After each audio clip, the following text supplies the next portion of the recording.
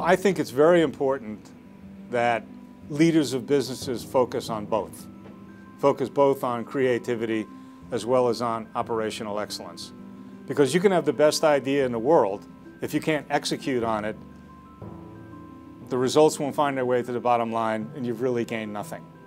On the other hand, if you focus on both, if you focus on operationalizing that big idea, that very creative thought, and you execute against it properly, you may find yourself in a competitive advantage, and you may find yourself profiting from that idea in a very significant way. So I would say you need to focus on both. Focus on one to the exclusion of the other, you're bound to make a mistake.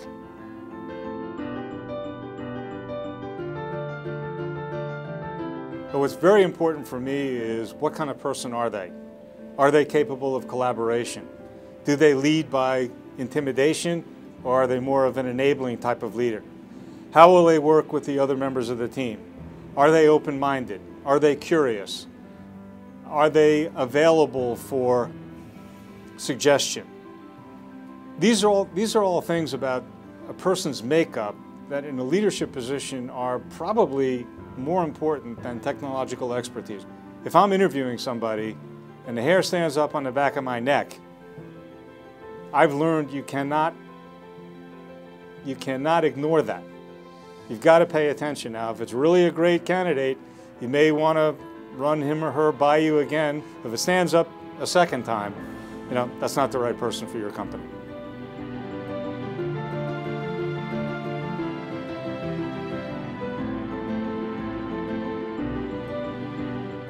Well, I think it's very important to assess the nature of the opportunity and the location of the opportunity.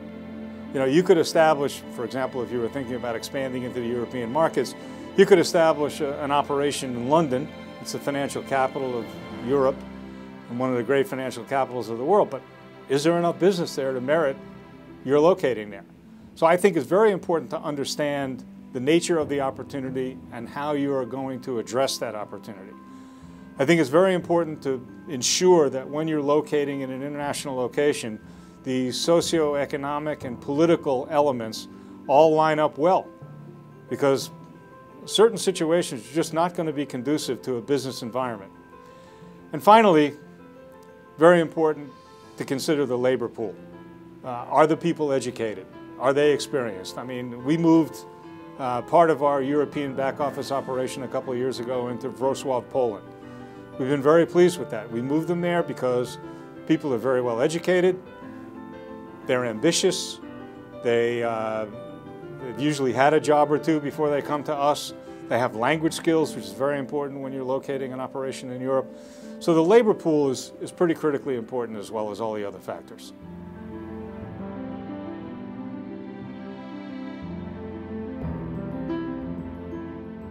A merger is very difficult to accomplish, and I would say that implementing a merger is more important than the business case. You got a business case, you got a set of numbers, you've identified what the synergies are, you've identified, what your long-term upside is as a result of this merger, otherwise you wouldn't have done it. But then you've got to bring two disparate cultures together and make them work together. They used to be competing against each other in the marketplace.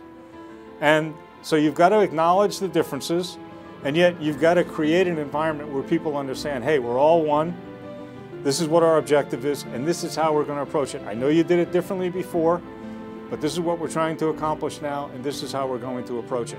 So you've got to establish a set of clear principles and rationales that everybody can understand, everybody can buy into, and then you've got to work really, really hard to gain everybody's trust. And also recognize you don't gain everybody's trust overnight. It's a process, but if you do things right and you don't make really bad missteps, especially at the beginning, you're more likely to have a successful implementation than not.